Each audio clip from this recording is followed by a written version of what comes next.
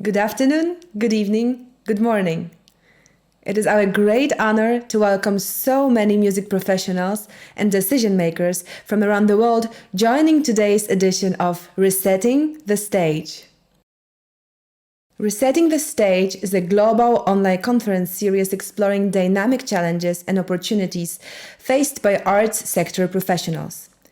Each conversation convenes a diverse group of industry experts, including public officials, managers, presenters, board members, and other decision makers, who navigate complex questions and examine the evolving landscape of the future of performance. Season 2 widens the conversation, encourages greater participation, and extends the reach to include the voice of more communities around the world, including the addition of simulcast audio translation of all sessions to English and Spanish, and a special add-on entitled Resetting the Stage Enfoque Colombia that, following each global discussion, allows experts from Colombia and across Latin America to adapt ideas raised to the region's unique realities. We are thrilled to have you join us today by participating, exchanging, and discussing in these interactive cross-sector and cross-continental conversations to make sense of a performing arts world in transformation. The Global Leaders Program offers an Ivy League curated executive graduate certificate in social entrepreneurship and cultural agency. Each year, 60 music professionals distinguished by proven accomplishments and a persevering commitment to create change, become part of an international cohort. Led in partnership with 9 top universities, among them Harvard, Duke, Georgetown, NYU, and McGill, the Global Leaders Program's faculty includes Nobel Prize recipients, Grammy winners, and TED presenters. The Spanish Association of Symphony Orchestras, AEOS, is a non-profit association which brings together 35 symphony orchestras from Spain and Portugal. The Spanish Association of Symphony Orchestras has the aim of promoting and developing a range of initiatives to encourage cooperation of its member orchestras, in addition to providing a place where people can meet, exchange information, and train. Classical Next is the global gathering for all art music professionals. Representatives from all sectors are offered a place to meet and connect, do business, brainstorm, create, and be inspired. Artists, managers, presenters, orchestras, labels, educators, members of the press, and more come together each year at the annual event, as well as online throughout the year. Through its international network of professionals, Classical Next helps the global scene collectively optimize what the art music form is and can be.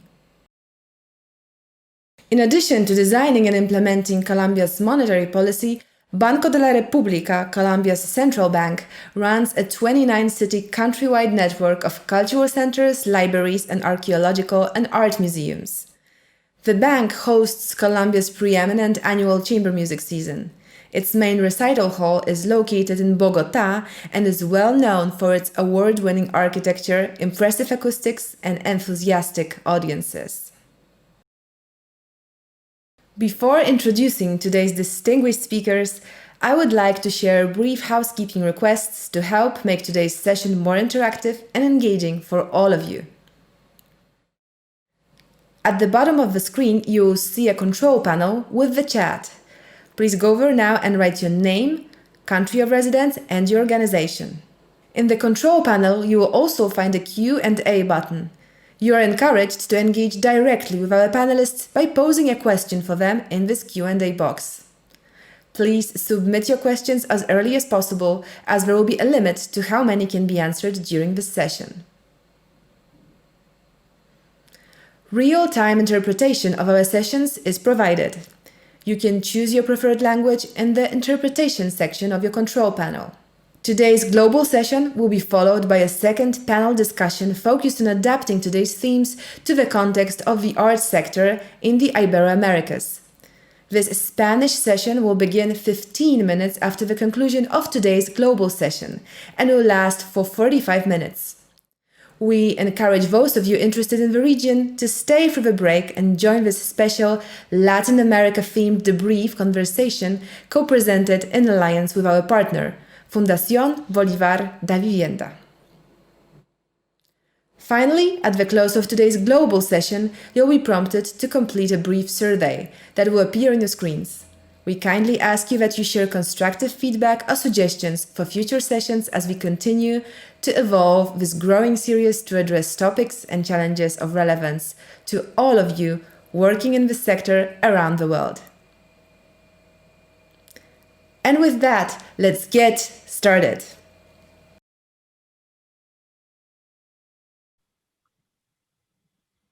Welcome to today's edition of Resetting the Stage Season 2.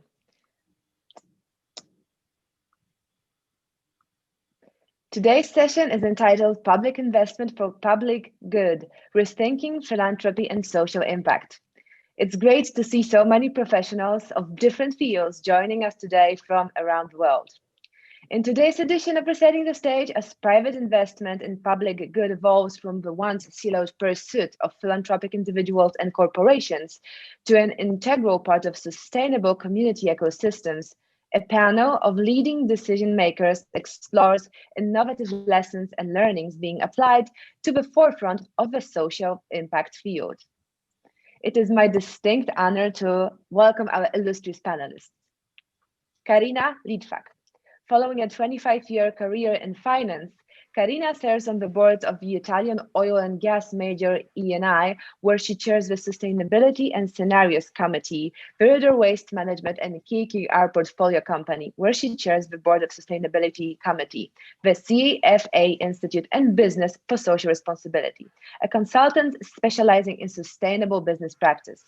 Since the passage of the Paris Agreement at the UN Climate Change Conference in 2015, Karina has been working to build a global network for fellow board members to drive more effective climate transition strategies in the boardroom. Under the auspices of the World Economic Forum, she co-founded the Climate Governance Initiative and has been working to build a global network of national chapters for directors. She is an executive board director of Chapter Zero and serves on the senior advisory panel of oil and mining consultant Critical Resource and the advisory council of Transparency International UK. Leslie Masdorp is vice president and chief financial officer of the New Development Bank, a development finance institution for emerging markets. Over the past 25 years, he has occupied senior leadership roles in both private and public sectors. Most recently, he served as a managing director and president of Bank of the America Merrill Lynch for Southern Africa. Prior to that, he served in a dual role as vice chairman of Barclays Capital and Absa Capital. In 2002, he was the first African to be appointed as international advisor to Goldman Sachs International. During his early career, Leslie served in several senior leadership roles in the government of South Africa, including leading the privatization of state-owned enterprises. Leslie is a young global leader of the World Economic Forum. Michael Zawi is an investment banker, a former vice chairman of Morgan Stanley, where he ran European M&A. He set up his advisory boutique, Zawi & Co. in 2012. Since inception, the firm has worked on over 200 billion mergers and acquisitions. Michael is actively involved with his alma mater, Harvard University. He served on the Harvard Business School Board of Dean's Advisors and is a member of the Balfour International Council at the Kennedy School of Government. He was also the founding chairman of the HBS European Council. Michael is a governor of the South Bank Center, which includes the Royal Festival Hall, the Queen Elizabeth Hall, and the Hayward Gallery. Born in Morocco, he was appointed in 2019 by His Majesty the King to the Commission for a New Model of Development. Michael has served as a member of the advisory board for the Global Leaders Program since 2017. Matthew Bishop is a visiting senior fellow at the Brookings Institution and a former managing director of the Rockefeller Foundation Bellagio Center on Lake Como, where he convened global leaders to work towards solving some of the world's biggest challenges. Matthew has an award-winning writer and editor at The Economist for over 25 years, including a decade as the magazine's New York bureau chief. Matthew is leading expert on how to reform capitalism to better serve all members of the society and was on the G8 task force on impact investing. Matthew is the co-author of Economics A to Z and Philanthrocapitalism, How Giving Can Save the World and the World from Ruin, a new capitalism for a big society. He co-founded the Social Progress Index, an influential index of how well a society serves its citizens, and the Giving Tuesday movement, which uses social media to celebrate giving and drive more effective charity. He also co-founded 17 Rooms, an initiative created to work toward meeting the UN Sustainable Development Goals by 2030. He has made frequent appearances on NPR, BBC, and PBS and other media outlets. Matthew was also honored by the World Economic Forum as Young Global Leader. Julia Müller has taken on various leadership roles at a number of major cultural institutions in Europe. For nearly a decade, she has been head of development and sponsoring of the Salzburg Festival in Austria, one of the world's most prominent cultural festivals that celebrated its centenary in 2020. Julia is credited for the founding and development of the Friends of the Salzburg Festival Next Generation. Prior to that, she was head of development at Elbphilharmonie and Leichenhall in Hamburg, Germany. Jane Watson has more than 25 years experience as a senior executive, political advisor, and consultant. She was appointed CEO of the National Arts Center Foundation in 2009. The foundation has set record fundraising goals over the period of Ms. Watson's leadership and has championed and funded new initiatives such as the world's first National Indigenous Theatre, NAC Orchestra performance and education tours to China, the UK, and Europe, and the foundation's first ever multi-million-dollar fundraising campaign, the Creation Campaign. Prior to joining the NAC, Ms. Watson served as the Director of Communications at Export Development Canada and held senior communications role in the Office of the Speaker of the House of Commons and Canada Post Corporation. She currently serves on the Governor General Performing Arts Awards Board and served as Governor of Ashbury College and Trustee of Queen's University.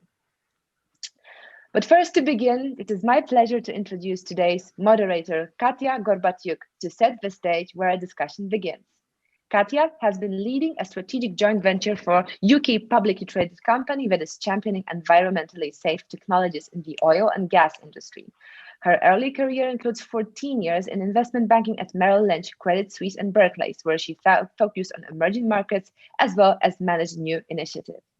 She has been a long-standing board and committee member of high-impact nonprofit organizations, including the Global Leaders Program, London Music Fund, London Symphony Orchestra, Orchestra of the Americas, Carnegie Hall, Midori and Friends, and many others.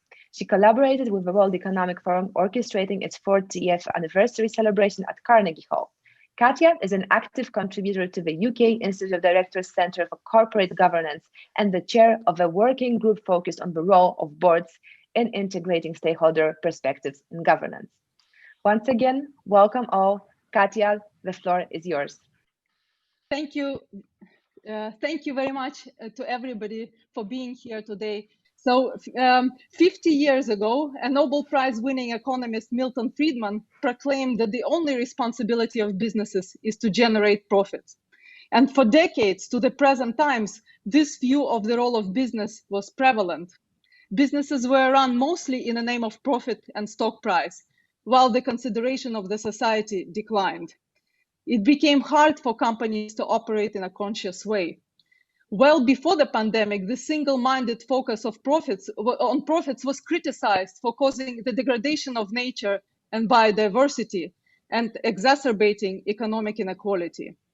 Businesses were consuming resources faster than our planet could regenerate, and often success was achieved at the expense of the society.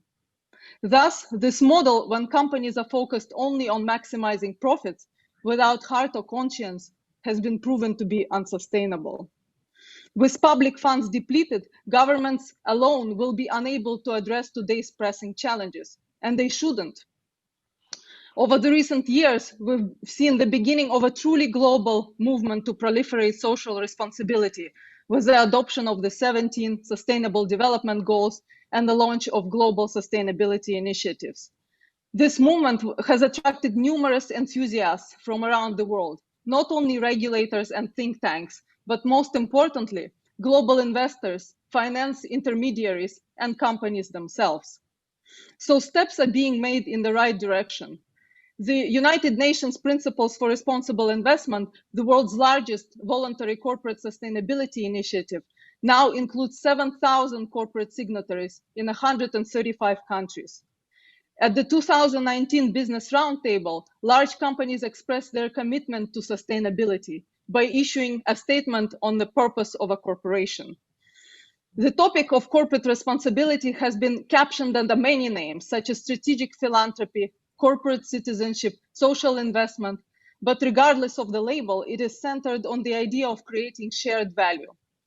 And shared value means a more inclusive kind of progress with a positive contribution of business to the society, not when progress is in essence subsidized by the planet and people. Many companies donate money to causes that are intended to bring about social change. Close to 90% of large companies have reported to have social responsibility programs. And this number was around 20% just 10 years ago. Historically, much of the corporate giving happened without any direct involvement outside the funds offered. Often it was viewed as a marketing exercise, and the prevailing belief was that the company's only mandate is creating shareholder returns. But the magnitude of global challenges we're facing today calls for something different and bigger. 2020 alone has shown that getting involved proactively in resolving social issues goes to the heart of long-term viability of a business. So we're not here today to talk about corporate philanthropy, but rather a new and holistic role that businesses could play in their communities. So with that, I would like to turn to our first panelist, Karina Litvak, who in my mind is a champion of the sustainability agenda on boards. And I'd like to ask Karina to comment on the various forces behind today's drive for social awareness and responsibility. What brings this agenda to the forefront? Well, thank you very much, Katya. I mean, on the one level, it's all of the things that you just listed, pressure from investors. I mean, I wouldn't be on the boards of two of my companies if it weren't for the fact that investors put me there. In the case of Eni, it's the investors who selected me and nominated me to the board. In the case of Viridor, it's KKR. So investors play a really pivotal role in introducing this concept into boardrooms. Now, they haven't always been successful, and I know this because I used to be an investor, and I would sometimes feel immense frustration in dialogues with companies who would say, nobody else raises this question, you're the only ones, which I knew wasn't true because I had lots of colleagues in other investment firms who were raising the very same questions. But it wasn't yet, shall we say, the bread and butter. It wasn't mainstream. That really changed in January of this year when Larry Fink of BlackRock came out with his usual annual letter, but an annual letter that said something far more radical, and I use that word advisedly, than it had ever been before. He came out and said that climate change was a critical risk factor, and that BlackRock was going to see to it that companies and their boards fully understood the implications of this for their companies, that it was a responsibility for all companies to put this at the heart of what they were doing because, well, as we all know around this virtual table, our survival depends on it. So for me, when I joined the board of Eni in 2014, our corporate mission was, we are an oil and gas company with a footprint in 33 countries, et cetera, et cetera. Now our corporate mission is, we deliver clean, affordable, sustainable energy to all, and in particular to those who have no access to it. And our strategy is articulated around the SDGs. But most importantly, I would say, and this has been really reinforced by the pandemic, it's this sense that corporate purpose is not just the words on the mission statement. Corporate purpose is really what infuses the leadership and the staff with that sense of why they go to work every day. And it is so immensely impactful in motivating people. Our CEO runs a blog, which was revolutionary by the standards of this company, where ordinary rank and file, write their Dear Claudio messages. Again, completely unheard of in the traditionally very hierarchical Italian context. And the conversations, I've read them, include, Dear Claudio, I am so inspired by our pivot to becoming a clean energy company. I have always wanted my engineering skills to be put to the service of solving society's greatest problems. And I now feel like I have a good reason to go to work. I'm paraphrasing, but that essentially, I think, encapsulates why somebody would choose to work in an organization that is typically associated with, despoiling the climate. And that is, that is unfortunately true for many, many decades. And it's incumbent on any company that is, large, with very deep pockets, extraordinary capital and human capital resources, technology resources, to be part of the solution to climate change, but also to human rights abuses and so forth. So I think, to me, what's really critical is the role that we as board leaders, our CEO, can play in conceptualizing their role as citizens, beyond simply running a successful business, which is a must, or we will not be competitive, but actually reflecting on the role that we play in driving systemic change. Because at the end of the day, even if we hit all of our targets in terms of reaching net zero, that will not solve the problem unless everyone else does. And for everyone else to do that, we need to play a role that is one of setting an example, which sounds extremely presumptuous, but one of reaching out to stakeholders, including our supply chain, including working with our stakeholders, our suppliers and contractors, particularly those who face potential demise as oil and gas production shrinks and other types of energy production grow to take their place. What's going to happen to all of those smaller companies whose business depends on the traditional oil and gas? They have to change with us, and we work with them to help them on their transition journey. But also making sure, you've all heard, I'm sure, of the concept of stranded assets, assets that suddenly overnight lose their value. We're concerned, obviously, about not investing in assets that become stranded. We also don't want stranded people. We don't want our employees to have skills that are obsolete. We don't want our suppliers to have invested in equipment and people that are no longer demanded. We also need suppliers to support us in our new businesses. And so we see our role as really working with others to affect change, working with competitors to affect change, working with companies that are in our customers and just like-minded to drive change at a systemic level, to engage with government, to engage with civil society, to engage, of course, with the academic community, to see to it that we make the changes to our economic system on the scale and at the pace that is required. And when I say scale and pace, green hydrogen has to increase 100-fold if we're going to get where we need to go. That's the scale that we're talking about. Electric vehicles have to increase 20-fold. That's maybe more easily imaginable. It's still massive. So, we're talking about, we are on the cusp of such a radical transformation, and we need to be prepared to run with it and to make sure that we don't get, gobbled up in that disruption and disappear. I'm glad you mentioned the pivotal role that the boards play in this whole transition.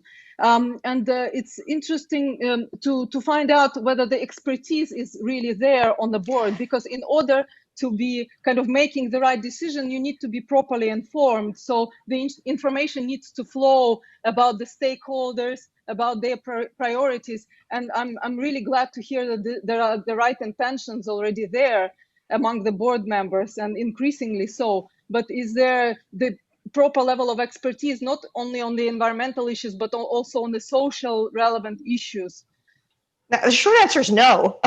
No. Most boards simply do not possess these skills. Most board directors are recruited because of their expertise in finance, strategy, audit, change management sometimes, digital, right? These are all the hot topics. And most board directors are in their 60s and grew up professionally at a time when these skills were simply not necessary to reach the top of the corporate tree. So what you need are directors who know what they don't know and open their ears and bring in perspectives that are not natural to them. The reason that we created the Climate Governance Initiative with the World Economic Forum was to plug that gap, because it became very clear to me that, you know, a fraction of 1% of directors, and this is corroborated by the headhunters who recruit them, a fraction of 1% of directors actually possess those skills. And so they need to pick them up very quickly. And so Chapter Zero is all about, or Chapter Zero, which is the brand name of the Climate Governance Initiative, is all about providing access to training modules and workshops and exchanges, live exchanges with policymakers, investors, academics, civil society activists who are sometimes hypercritical and distrustful of us in our role as business leaders, so that we can hear those outside perspectives and bring them into the boardroom. But it's not something that most directors naturally possess when they join boards. That needs to change.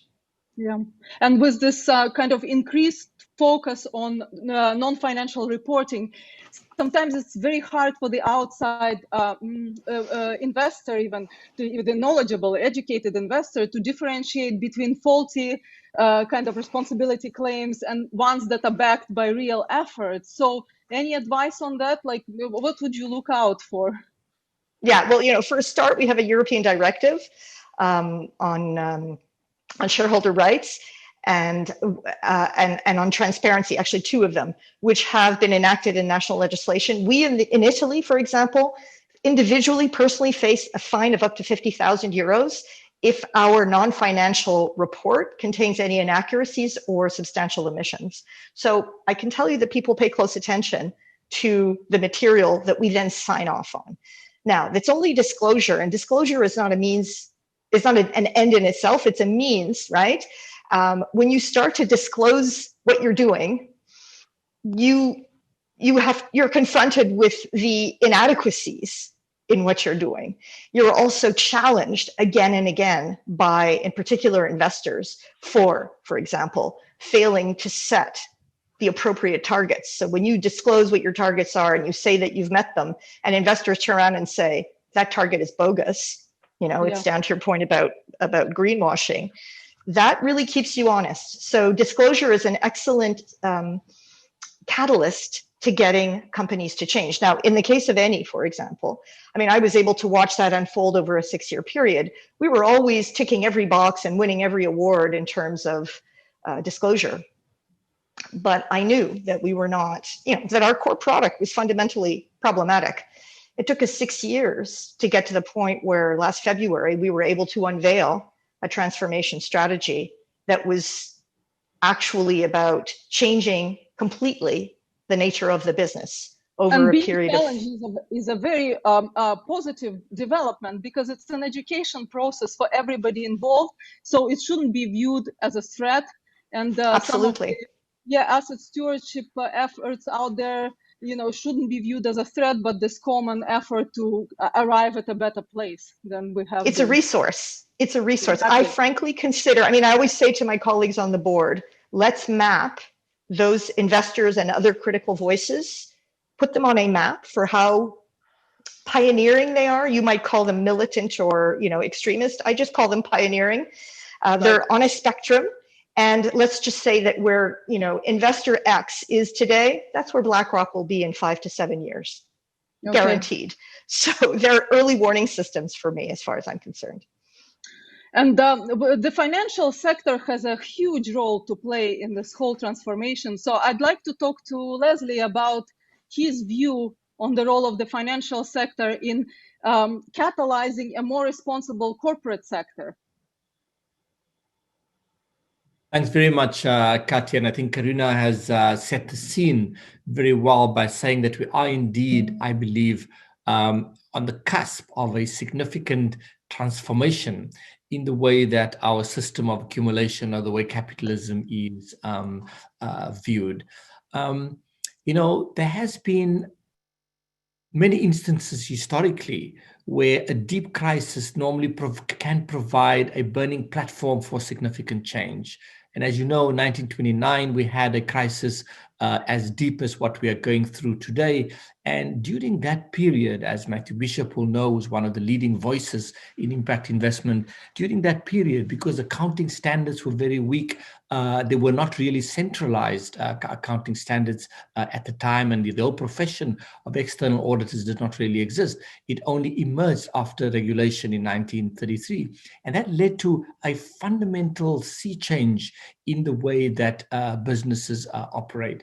Many people believe that the current crisis that we're going through as a consequence of COVID provides such a historic moment again. Sir Ronald Cohen, who's one of the leading father figures of the impact investment movement, is saying that the time has now arrived to have what he calls impact-weighted accounting, where in addition to Shell reporting on its profitability or ExxonMobil reporting on its profitability as fossil fuel companies, they should also be reporting on if they, generated $5 billion of profits, also should be reporting that, $2 billion of environmental degradation they have been responsible for.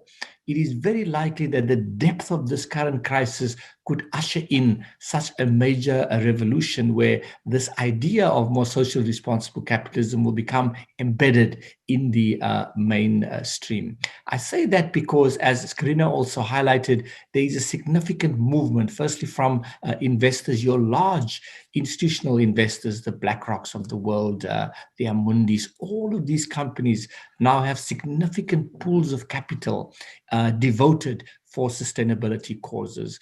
I'll just give you one specific example that is also happening in the financial services industry. I work for a bank called the New Development Bank, which is endowed with $50 billion of subscribed capital. This bank, and there's several other institutions of this kind today, have sustainability hard-coded in our very legal construct. In other words, it's not possible for us to finance a coal-fired power station. Let's take our energy portfolio, which is just over $3.5 billion today. It's in solar power, it's in hydro, it's in offshore wind. It is 100% green. The bank has issued its first capital markets activity when it issued a green bond here in China, was in a green format. So there are institutions being formed today whose DNA is already hard-coded towards this new movement. So I guess the note of optimism that I am sort of, or what I'm trying to project here, Katja, is that it is likely that as deep as this crisis is, COVID has exposed the fragility of capitalism, the inequality. We've seen people protesting throughout the world, the issues around inclusion, large numbers of people not having a stake, women in particular being excluded to a great extent in many jurisdictions in the world, where women are unable to access the labor market, unable to access finance because they do not have access to legal title deeds, which they can use, let's say, land as collateral, because they're unable to register assets in their name. So inclusion, focus on inequality, sustainability, and climate change will become central to the agenda of finance in the future. Thank you for that, Leslie. And would be curious to hear whether this kind of wave of change is engulfing in a positive way, of course, the emerging markets, because often people kind of see US and Europe as leading this effort, but NDB has been pioneering these exact concepts of social responsibility, social and environmental responsibility in the biggest emerging markets, and hopefully smaller emerging markets will follow.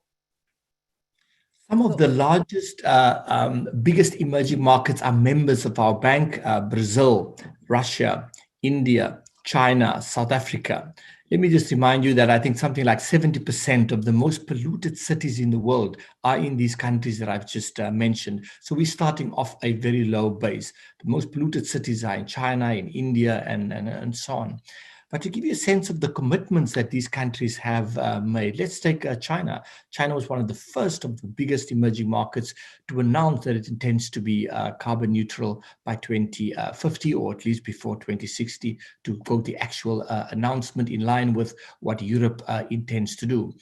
China, for example, would discontinue fossil fuel traditional vehicles. It aims to have 40%, and I'll say that number again, 40 by 2035, electric vehicles, electric buses on the streets of every city here in China. I've been living in China for the last 5 years, and I've noticed just from living in Shanghai, the quality of air has changed in a very dramatic, literally just in the last 5 years, because people are more aware. Transparency is so important also in this movement. There's an app which you can download, and parents are very sensitive to that, because if the pollution goes above a certain level, then kids are not able to go to school. So just because of technology, these large emerging markets, the governments are propelled by the citizens towards change. But also, isn't it true that, it's the financial sector kind of catalyzes this change, expedites it, because environmental agenda is very important, and so is social agenda. And companies based in these countries, in order to attract capital, they have to transform themselves and the way they treat their communities, the way they treat their employees. So I hope that these efforts are underway in your jurisdictions, which you are working on. Absolutely. I'll give you one more example. The financial system is being greened here in China in quite a significant manner, and these lessons have been transported in the other BRICS countries. I'll give you one example. We don't really carry much cash in China. Even the person on the street, the homeless person downstairs here from my hotel, has a QR code, because literally most people do not have cash anymore because of the mobile payment systems, right? So what these mobile e-commerce platforms are able to do now is to track and trace the extent of your purchases. So I flew from Shanghai to Beijing earlier this evening. If I took the train, it will give me a better sort of, because obviously there's more emissions coming from traveling by a plane. If your purchases are all logged, obviously, and you can get a credit score, which eventually, once the system is fully operational, you'll be able to know exactly what is your footprint in terms of the purchases that you make. So the awareness around every single step that people take daily is going to become front and center of people's behavior. And this one last example, which I will make, is central banks is now introducing a system where they will give banks. So let's say Karina works for an oil company and I work for a green company. We are both, let's say, customers of ICBC Bank. The central bank will give a higher rate of interest with the capital that ICBC have in with them. If they have more customers like myself who are more green relative to the ones that have, let's say, a huge carbon footprint. So they will green what's called in technical terms the macroprudential framework. The central bank will give an incentive. You will earn higher rates of interest. So these things will, once it's introduced, will result in a sea change in the financial sector. So in short, what I would say is that there's a revolution underway. We are at this stage now where pretty soon, I would say in the next few years, we will see the result of what people like Matthew Bishop and others have been talking about for the last 15 years of creating a more socially responsible system of capitalism. Thank you so much, Leslie. We have a little poll for the audience here, if the Global Leaders Program could kindly bring it up. So this is about your view as to the biggest forces behind this acceleration of corporate sustainability efforts. So if the audience could just cast their vote, that would be great, and we can reveal the results shortly. And while you're voting, I just would like to comment on something that Karina said about the importance of helping other companies kind of rise to the challenge. Not everybody has the same resources as some of the largest corporations. And I just want to kind of cite an impressive example that I've seen.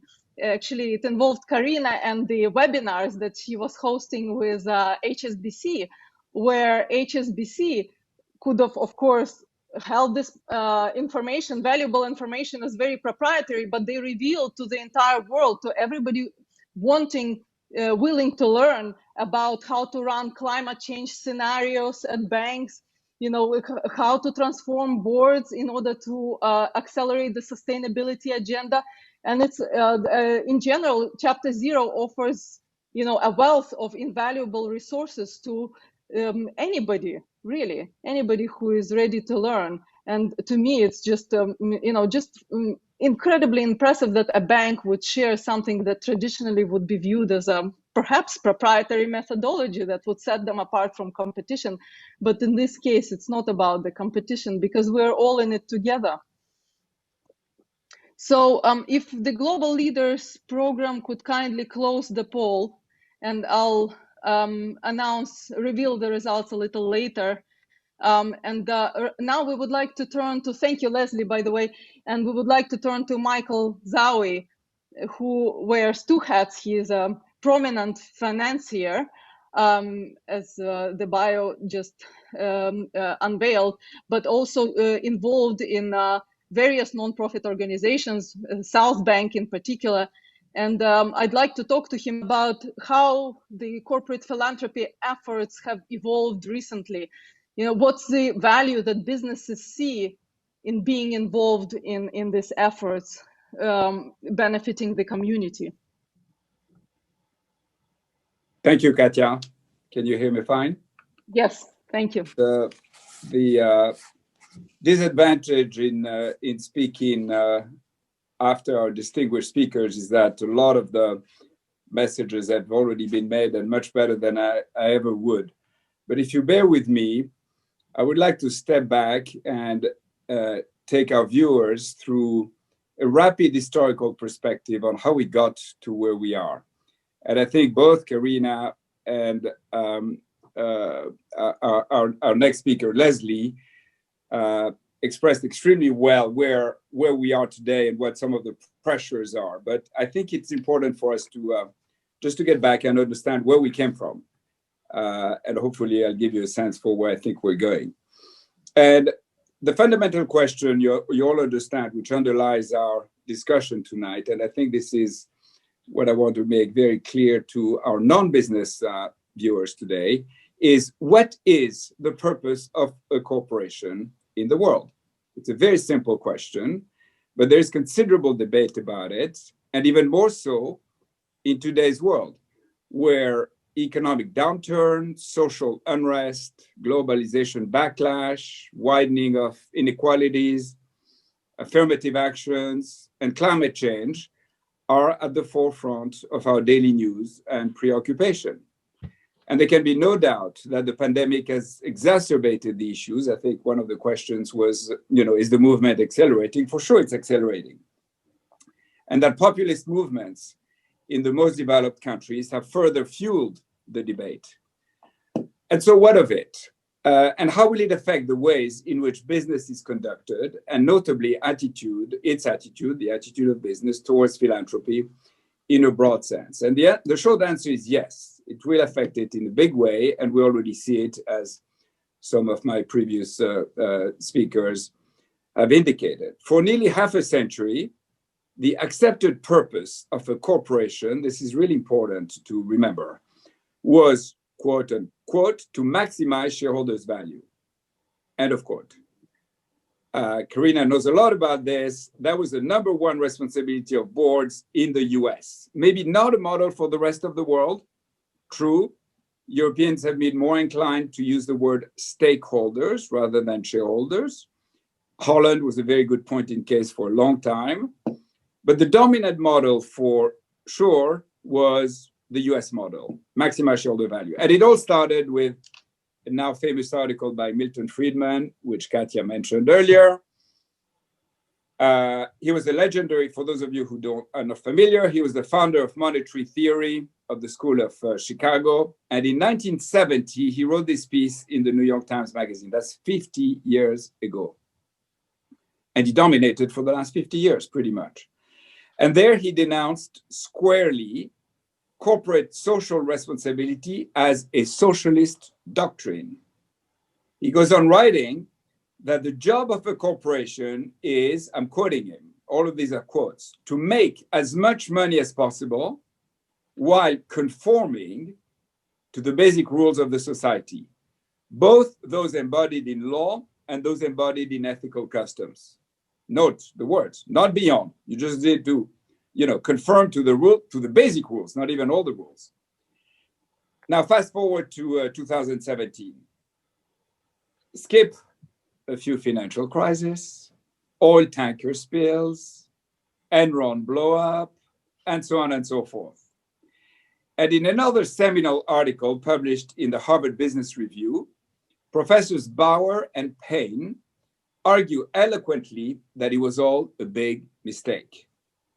Corporations have, in fact, many functions. They provide goods and services, we know that. They provide employment. They invest in the future. They drive innovation, etc., etc. Their concern with corporate citizenship goes beyond legal compliance, which again had been Milton Friedman's mantra. They go as far, the two authors go as far as writing that the Friedman model could be damaging to the broader economy. And they support their thesis not by using wishy-washy arguments about, saving the planet, but by ruthlessly, or hugging trees, by ruthlessly dismantling that so-called agency model, which is what the world refers to for the Friedman discussion, using 5 legal and practical arguments. And one example, I'll give you just one example. There can be no systematic alignment between the interest of the corporation and that of its customers. In theory only, what's good for the company is good for the stock. In practice, it's not always the case. So what happened? Well, what happened? A lot happened. We had the Paris Accord on climate change. And let me go back to some of the things our speakers have already said. This had led or accompanied, I want to document what was said. This had led or accompanied an unprecedented boom in sustainable investment funds, which surpassed, are you ready, $1 trillion this summer for the first time on record. At my daughter, Karina is not gonna like that. At my daughter's graduation ceremony 2 years ago, in the big campus in the US, huge banners were displayed on campus urging the endowment, which is the largest in the world, you can guess, about 50 billion or so, to divest fossil fuels.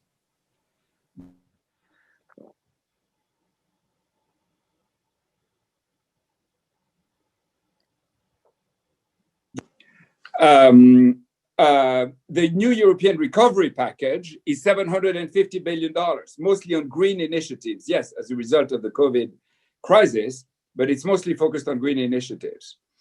In 2019, Norges Bank sold out of 42 companies, mostly for using or producing coal. And in January, BlackRock's Larry Fink, mentioned again by Karina, 7 trillion under management, for those of you who are not in the financial world, okay? This guy runs a company which manages $7 trillion. So people listen when he talks.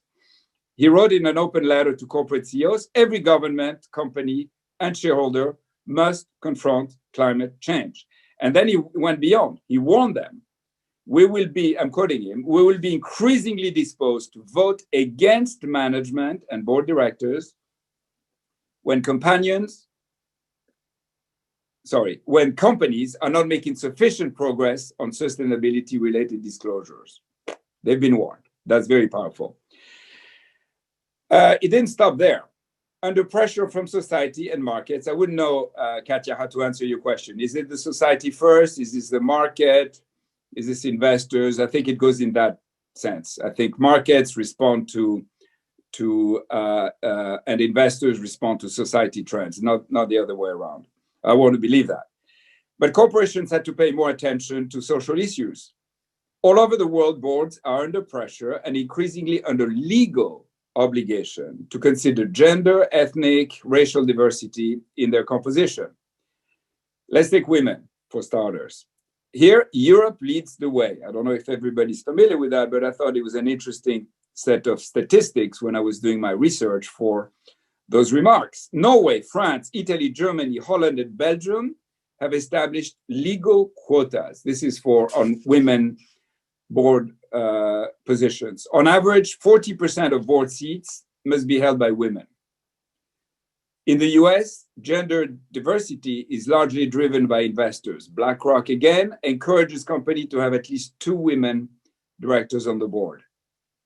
And California became in 2018 the first state to pass a law requiring that at least 1 woman on boards be on boards of public companies. More will follow suit, no doubt. But you can tell there's a bit of a lag in the US and certainly in the UK as well, where I'm calling from, versus some European continental countries, which have been a lot more aggressive in women representation. Beyond women, diversity is on everyone's mind. Big US fund Vanguard expects companies to publish their efforts to improve boardroom diversity, and they will ask questions. The consulting firm BCG, Boston Consulting Group, found that companies with above average diversity at the management level generate 19% higher innovation revenues than the others. Let's go one step beyond. The killing of George Floyd last May acted as a trigger for corporate action. In September, let me mention just a few. It's mind-boggling. I mean, I was blown away. In September, Citi announced the $1 billion strategic initiative to help close the racial wealth gap. IBM and HP each announced expanded partnerships with historically Black colleges and universities. Bank of America issued a $2 billion Equality Progress Sustainability Bond. That's September. In October, Starbucks launched a new mentorship program tying executive compensation to team diversity in order to reach 30% of the workforce by 2025. American Express announced a $1 billion action plan to promote racial equity. JP Morgan pledged $30 billion over the next 5 years to solve the racial wealth gap, et cetera, et cetera, et cetera. The trend is clear. Corporations are taking actions and spending shareholders' money for a different purpose than the one they were doing before. So you might say, is this philanthropy? And I realize we need perhaps to bring us back to the core of our discussion. Or is this simply setting things straight, as in corporations to have a responsibility towards planet Earth and towards large chunks of humanity? So isn't that to be expected in the end? Aren't we simply playing catch up here? The point I'm trying to make is that there's been an acceleration in the realization by the corporate world of its duties beyond those to shareholders. And this perhaps, only perhaps, paved the way for better and more philanthropy in the future. Make no mistake, I do not expect similar pressure from investors or legislators for action in traditional philanthropic causes. Markets have quickly found a way, you will be amused by this, they've quickly found a way to justify what corporations are doing on the environment, social, and governance front. It's called ESG in our lingo. A recent study by Morgan Stanley Capital International shows that over a 4-year period, companies with ESG scores had a lower cost of capital. They had to find a way to explain why this is actually good for shareholders. Why is that? Because investors with a long-term investment horizon are increasingly adopting ESG, environment, social, and governance, as a risk management tool.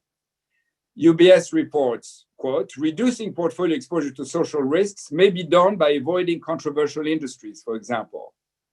And better corporate governance standard is known to reduce a firm's default risk, which directly impacts its cost of debt and therefore its cost of capital. So if ESG corporate actions can be seen as positive for business and for society, what can be said about traditional philanthropy? Katya, allow me another 2 minutes because I want to zero in on this. And I have a few observations. First, the role of tech. It's really critical. Massive wealth has been created by the market's enthusiasm for tech companies. In turn, founders have become very wealthy and become major donors. The most visible initiatives have been carried out personally. Also, perhaps, to avoid shareholders' criticism of misuse of corporate funds. The single biggest initiative is, of course, the Gates Foundation role in vaccines over the last 20 years, a very topical subject of interest indeed. It co-founded Gavi, the Vaccine Alliance, in 1999 with a $750 million initial investment, which has surpassed $4 billion over time. They've helped vaccinate over 800 million children over the last 20 years. And of course, they're very active in the COVID crisis. Education is another area of acute interest to tech leaders. Gates Foundation, again, been involved in education reform for two decades. The Bezos Day One Fund has launched a network of full scholarship preschools in underserved communities. We can also mention the Chan Zuckerberg Education Initiative, now run by a former Deputy Secretary of the US Department of Education, and Jack Dorsey, the founder of Twitter and of Square, pledged $1 billion for girls' education. At the corporate level, now let's go back to corporates. The numbers are big, but less impressive. Amazon, Facebook, Microsoft, Salesforce have pledged over $500 million towards boosting computer science education in the US. And of course, they have the ability to act as a very effective platform to channel donations, given the huge client, customers, whatever, members base, through, for example, Amazon Smile and Facebook fundraising. Switch back to, so covered education, let's talk about cultural activities now. Well, there the numbers drop fast. In the US, sponsorship spending on the arts totaled $1 billion in 2018. That's only about 5% of the total, while sports got a whopping 70% of sponsorship funding. Not quite the same exposure and not quite the same economics, of course, for the sponsors. In the UK, according to Arts Council, 15%, 1/5, of art funding comes from private sources. And that's a problem, as public funding, which is 33%, is going down with budget cuts, and ticket sales, 52% of revenues, are halted at the moment. So you can imagine the situation we're all in. Besides, corporate sponsorship can be fraught with controversies. The British Museum in this country was criticized for receiving money from BP.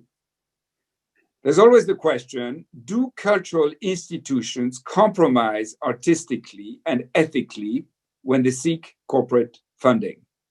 By accepting the money, the general public will have the impression that the institution, the cultural institution, endorses the corporate activities. Tate, for example, has refused funding from tobacco companies since 1986 as part of its code of ethics. And then, and I'll conclude, you have the Black Swan. You have the fire at Notre-Dame de Paris. Within days, hundreds of millions have been pledged by French billionaires, I don't need to name them here, to reconstruct, to rebuild Notre Dame. Several French companies joined in, albeit at much, much lower levels. In total, over 900 million euros were pledged. And as a reference point, only a few tens of millions had been raised to build the Basilique Sacré-Cœur in Montmartre after the Commune scare in the mid-19th century. So let me conclude. There's a clear trend. Corporate social responsibility is on the rise. The old model is dying, but priority remains with the ecology, social and governance issues. Tech moguls lack space, education, and extending their lives and ours if they manage to find the formula. Sports need no help, so I'm afraid the arts will continue to struggle for funding. Thank you. Thank you, Michael, for making it particularly clear that perhaps now is the time when the old barriers for companies to be more involved in social and environmental issues, the old barriers that simply lied in the fact that the business model was preconditioned on making money only, Yeah. and now company purpose becomes more central to activities, and that's becoming mainstream, and that's upheld by the investment community. So hopefully, we will move into a different era when social efforts and non-profit organizations don't have to struggle as much. And in particularly the arts sector that our audiences represent. So I would like to actually reveal the results of the poll, if we may, that was launched a few minutes earlier, and that was about the drivers of today's Makes sense. focus on sustainability. And as we can see, the majority of people see that there is acceleration going on, and they view the biggest driving force as the society itself, followed by governments and investors, and some companies, of course, take it as an internally driven initiative. And that's great. Thank you so much. So I would like to remind again the audience about the possibility of asking questions that we can address at the end of this panel. And with that, I would like to talk to Matthew, the author of the book, a great book that everybody should take a look at, Philanthrocapitalism, and it's available in Spanish. And Matthew is also a co-founder of the Social Progress Index. Matthew, can you talk to us about the innovative capitalism models that you discussed in your book quite a while ago? So you were at the forefront of this thinking before it became mainstream. Some of the perhaps practical examples of how philanthrocapitalism manifests itself. Yeah, well, great to be with you all today. And this is a great discussion so far. And Michael, I echo your comments that it's hard to follow such great speakers because you've all said a lot of what I was going to say. So I actually, I mean, in a nutshell, the gist of the book was, and a lot of my work since was that, you know, we're only going to solve the big social problems if the wealth creators and companies play a part alongside government and civil society in finding solutions. And that prior to COVID, I had seen growing trends, you know, as we've heard already, for companies and investors to take that more seriously, especially around climate, but also obviously through this sort of big growth in individual philanthropy by the super rich. We've seen this growing focus on you know, trying to solve some of these intractable problems, as well as solve problems that we hadn't thought were intractable, like living on Mars that Michael alluded to and things of that kind. But I want to just briefly think about where we are now in terms of COVID and how that is changing these things and might change things going forward, because obviously the arts community has been devastated more than almost as much as the tourism sector for very similar reasons, because of the lockdowns and the natural desire to avoid crowds. And so, you know, you all are probably thinking, well, as we come out of COVID, hopefully over the next 6 months to a year, you know, how is the business world and how are philanthropies going to help us recover? And how do we make sure that whatever help they are willing to give comes to us? What should we be talking about? And I think there are two facts that I would just draw attention to, and they're very much in my spirit of a philosophy that I came to own while I was at The Economist, which is called paranoid optimism. I am a paranoid optimist. I believe in human ingenuity can deliver enormous progress, but I spend all my time worrying about what could go wrong. And so I'm both delighted that we've finally nailed down the lid on Milton Friedman's coffin and that we no longer believe in his view of the world. I also, though, think we're going to enter into a period called you know, peak corporate bullshit or peak greenwashing or inclusion washing or whatever else you want to call it. And so, you know, figuring out who's sincere and who is not in this next few years is going to be, you know, very key. And a lot of people who will claim to be on the side of accountability and sustainability will actually be, you know, within the parameters that exist, will be fighting for as little change as possible, whilst claiming to do the opposite. So there's going to be a strange environment on that hand. So the rhetorical battle about the purpose of companies has been won. The real battle is all to be played for, I think, in terms of what corporates are really up to and whether they're really friendly. And that may be both an opportunity and a risk for the arts. I mean, it may seem that supporting artistic endeavors that talk a lot about the issues but don't really, you know, necessarily deliver immediate threat to companies' own interests may be an easier bet than, I don't know, funding efforts on anti-corruption in the mining industry or something of that kind, which are obviously much more pressing, going to be more important going forward as we move into the renewable economy, where all these scarce metals in corrupt regimes are even more important to the new technologies that we're going to be using. The other clear change is that due to COVID, social progress has gone backwards significantly. The Social Progress Index has a good measure of our progress towards the UN Sustainable Development Goals. They're supposed to be achieved by 2030. Prior to COVID, we were estimating that on current trends, they would be achieved around 2072. And we're now forecasting 2094, which is obviously a long way too late. And so there is this general situation that we're going into, which is, the social progress is going backwards. Corporates have discovered the rhetoric of sustainability and inclusion.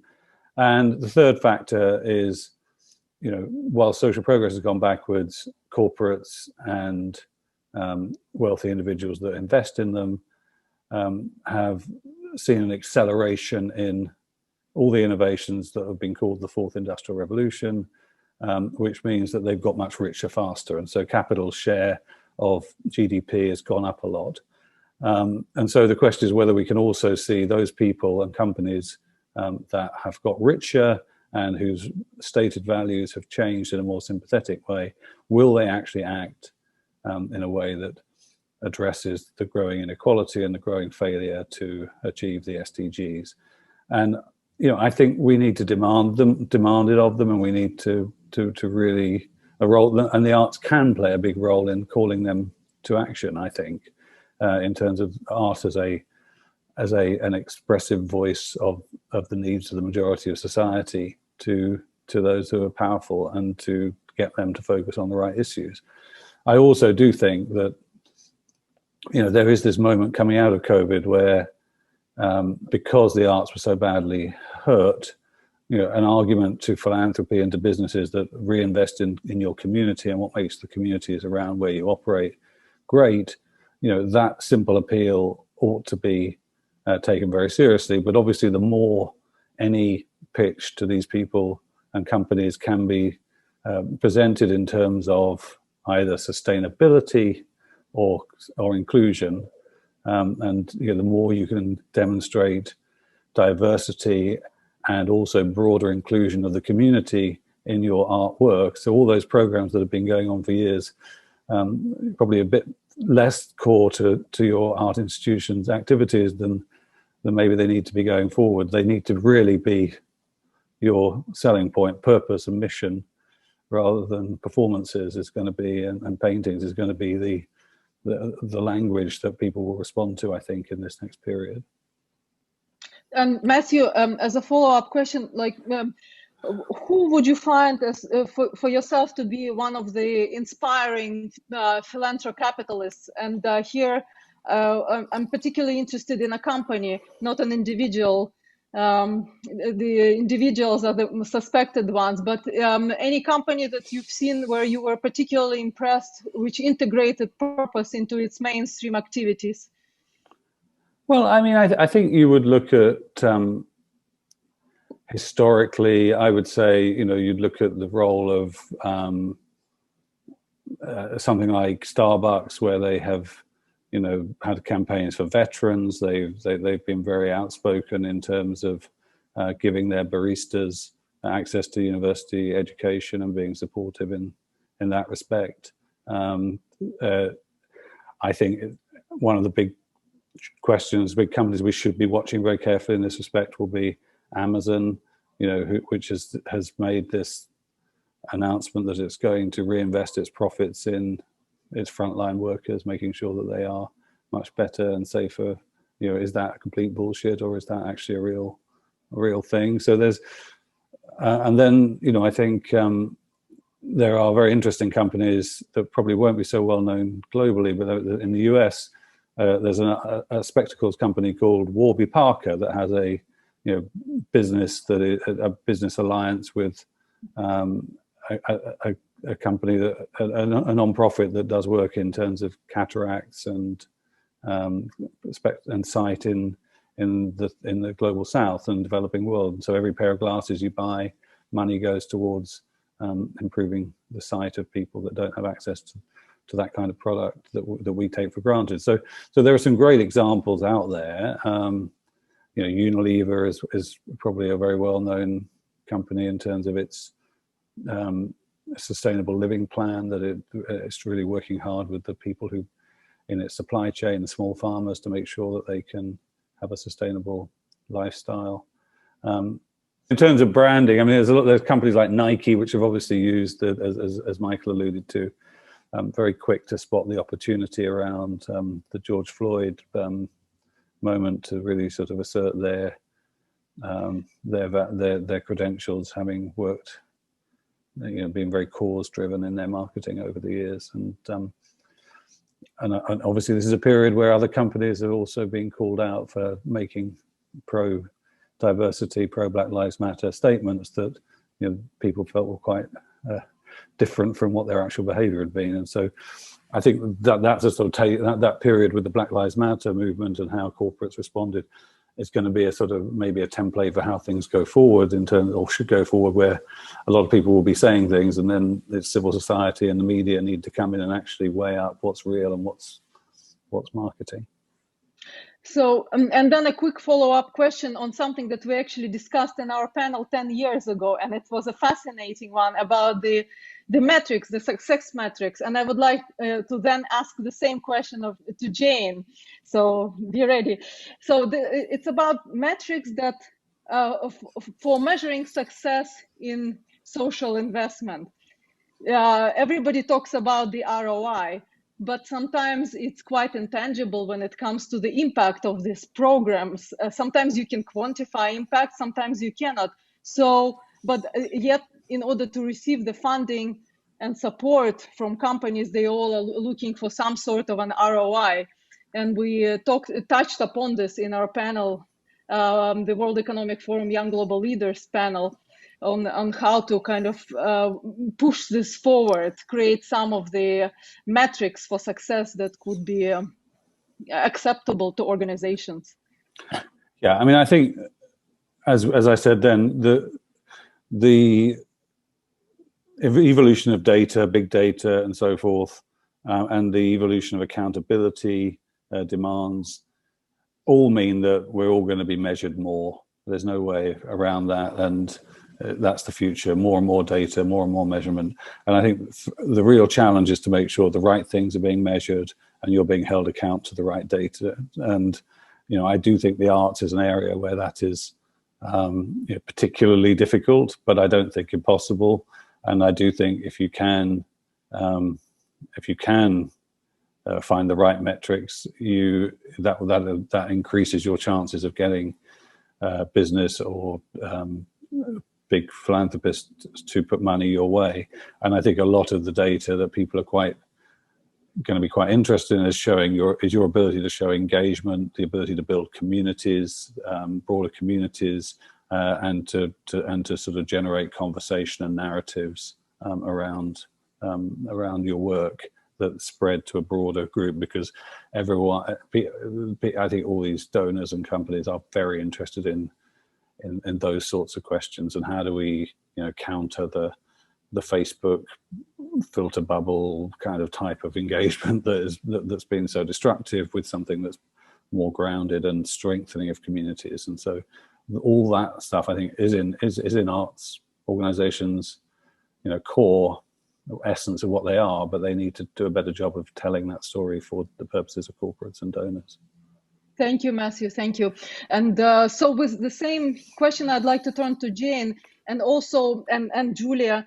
We would like to hear your views on some of the ways that the arts institutions can secure more long-term partnerships, some of the lessons, and perhaps some of the takeaways that you've just heard that can be used by the arts institutions. And of course, Jane can talk from the North American perspective and Julia from the European perspective to paint the complete picture. Sure. Thank you, Katya. I'll just say Matthew referred to himself as a paranoid optimist. I guess as a Canadian, I'm a polite enthusiast. And I think that right now it's a great opportunity for the arts. And as Michael noted, it's the same story in Canada in terms of the support for the arts from the corporate sector. Support philanthropically is only about 5%. So clearly we have to do a better job at storytelling. But on the flip side, the enthusiastic, optimistic side, that means we have nowhere to go but up. So just before I answer the question, a little bit of background on the National Arts Centre. We are Canada's home for the performing arts, bilingual, multidisciplinary. We're located on the unceded, unsurrendered territory of the Algonquin and Anishinaabe Nation. We produce, we create, we tour art in classical music, theater, English theater, French theater, Indigenous theater, popular music variety, and we nurture the generation of audiences and artists from across Canada.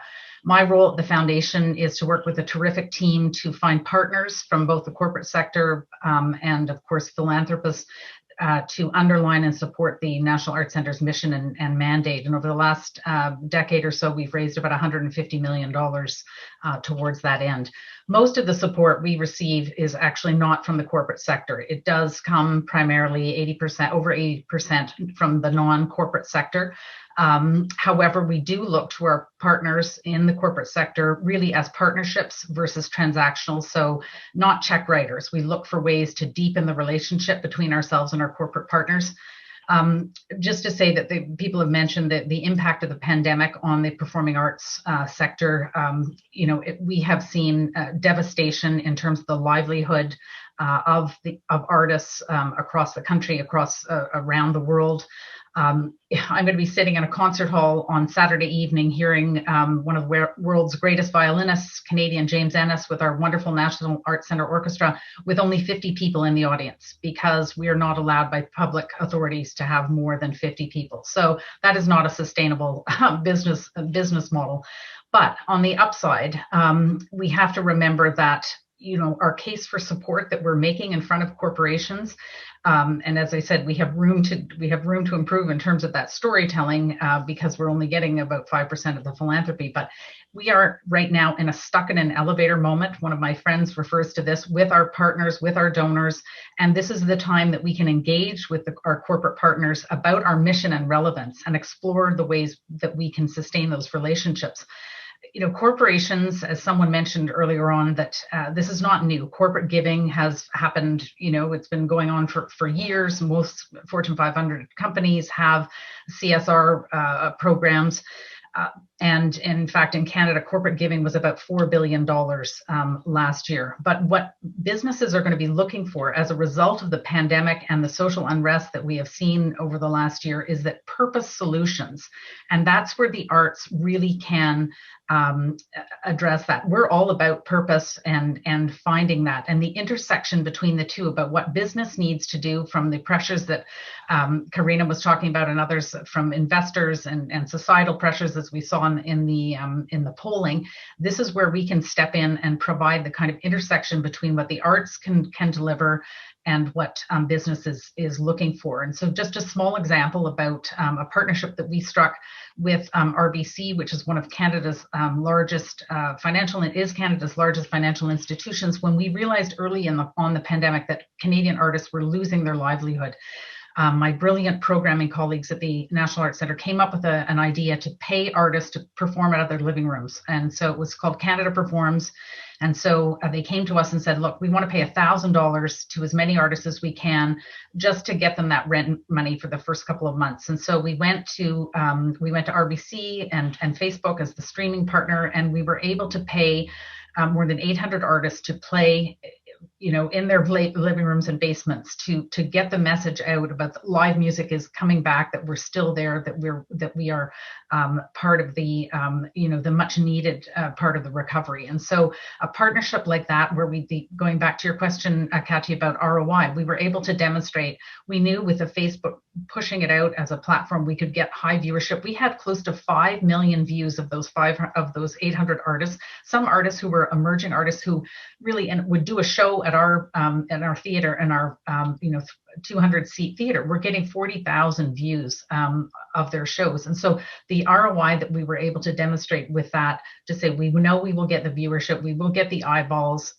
we'll have a great story to tell. So that helped us package the proposal to, as I say, approach a corporate partner. And so, it worked out fantastically for the artists, and I think that's what we all need, is that kind of partnership. So I'll stop there and I'll let Julia jump in. Thank you, Thank you so much. I felt that was very, very inspiring what you just said. And I completely agree with you on many, many points, especially also we are in an elevator basically at the moment, and the only way we can go is up.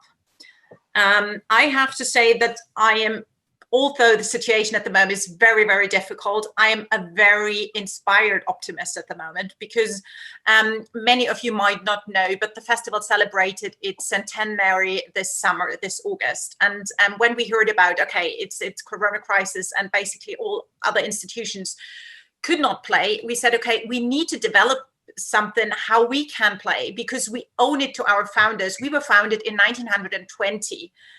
We all know how Europe looked after World War I, and the founders of the festival said, and they were basically convinced that the arts could reconcile people and even peoples whom war had driven against each other.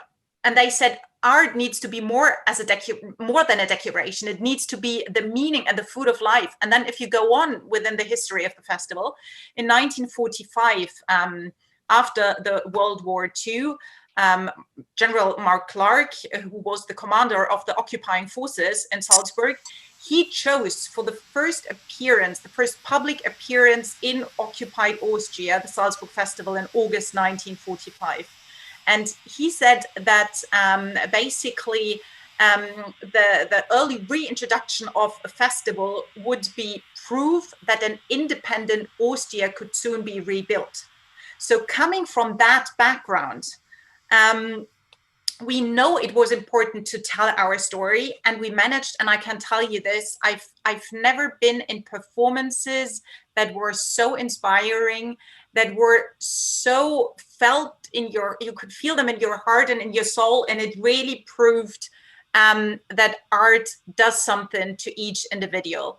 When it comes to the financial side, Jane, we are a bit probably unique also from the for Europe, because we also have to fund 75% of our budget privately. Normally in Europe, that is exactly the contrary. So for us, it's basically been already a long run to getting private investors and company donors. I feel that we do not need to reinvent ourselves, but we need to be much clearer when it comes to messaging, when it comes to what our vision is, what arts can do to society. And we also, I feel, we need to be much more inclusive on what the company's goals would be.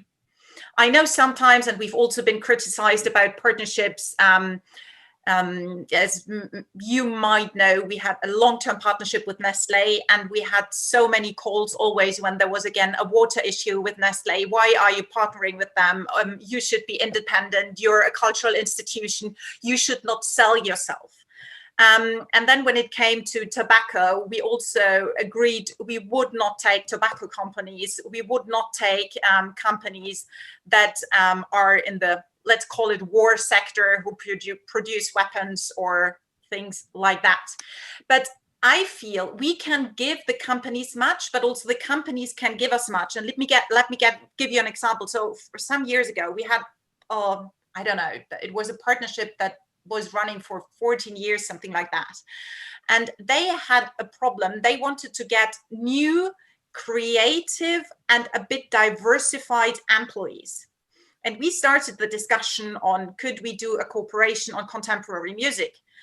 And then we said, why don't we try to add to that a program for them to find employees?